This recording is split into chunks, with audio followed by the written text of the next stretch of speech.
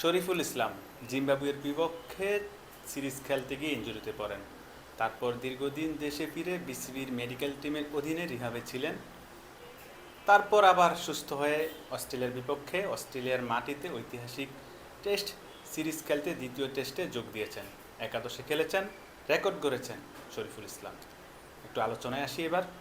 শরীফুল ইসলাম যখন জিম্বাবুয়ের বিপক্ষে সিরিজ খেলতে গিয়ে ইনজুরিতে পড়েন, তারপর দেশে ফিরে বিসিবির মেডিকেল টিমের অধীনে দীর্ঘদিন রিহাবে ছিলেন। তারপর আমরা দেখেছি মিরপুরে তিনি রিহাবে ছিলেন, ফিটনেস নিয়ে কাজ করেছেন। বাংলাদেশ ঐতিহাসিক টেস্ট সিরিজ খেলতে গেছে অস্ট্রেলিয়ার মাটিতে দীর্ঘ 23 বছর। প্রথম টেস্টে আগেই জানা ছিল ইনজুরির কারণে শরীফুল ইসলামের খেলা হবে না। বাংলাদেশের অন্যতম টেস্ট স্পেশালিস্ট বলা হয় স্পিড স্টার নাহিদ রানা, সেও খেলতে পারেনি ঐতিহাসিক এই টেস্ট সিরিজ। তবে আগেই ধারণা করা হয়েছিল হয়তোবা শরীফুল ইসলাম দ্বিতীয় টেস্ট খেলতে পারবেন। সেই শরীফুল ইসলাম দ্বিতীয় টেস্ট খেলেন। যদিও বাংলাদেশ ডারউইনে প্রথম টেস্ট হাসান মাহমুদের বোলিং জাদুতে, বোলিং ঘূর্ণিতে কিন্তু জয়লাভ করেছে ঐতিহাসিক টেস্ট সিরিজের প্রথম টেস্ট।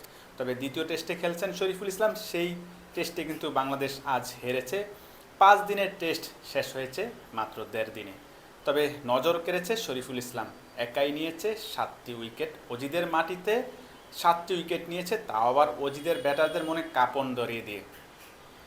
সেই শরীফুল ইসলামের কথা আরেকটু যদি বলি, শরীফুল ইসলাম রিহাব শেষ করে দলের সাথে যোগ দিয়েছেন। দ্বিতীয় টেস্টের আগে একটা ধারণা করা হয়েছিল হয়তোবা উইনিং কম্বিনেশনে দ্বিতীয় টেস্ট খেলতে নামবে বাংলাদেশ দল। তবে এবাদত হোসেনকে বসিয়ে কিন্তু শরীফুল ইসলামকে খেলিয়েছে টিম ম্যানেজমেন্ট, সেই প্রতিদান দিয়েছে শরীফুল ইসলাম। অজিদের মাটিতে দীর্ঘ 33 বছরের রেকর্ড ভেঙেছে শরীফুল ইসলাম। 1993 সালে ক্যারিবিয়ান পেসার কোটলি অ্যামব্রোজ কিন্তু 7টি উইকেট নিয়েছে অজিদের মাটিতে।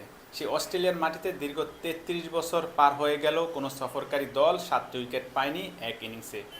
সেই রেকর্ডও ভেঙেছেন শরীফুল ইসলাম।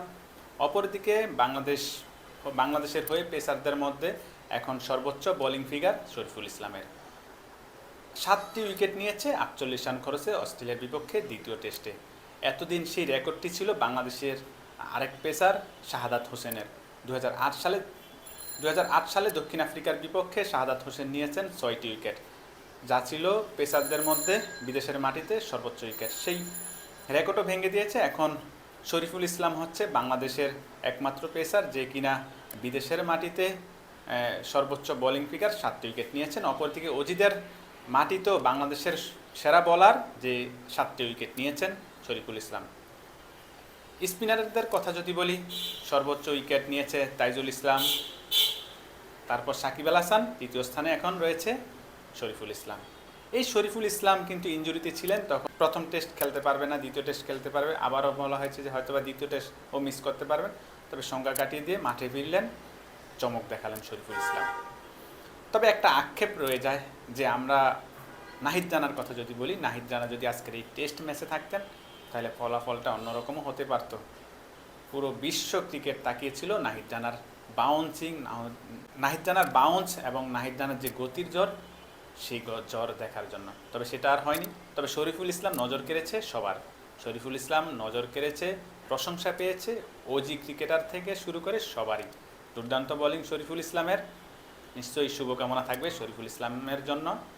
তবে একটু ফিরে আসি গতকালকে। শরীফুল ইসলাম কিন্তু বলেছেন যে আমার 5 উইকেটের চেয়ে দল সবার আগে। দল যদি জিতে তাহলে আমার খুশি লাগবে, আমার 5 উইকেটে খুশি লাগবে না। দল হারলো, শরীফুল ইসলাম রেকর্ড করলেন।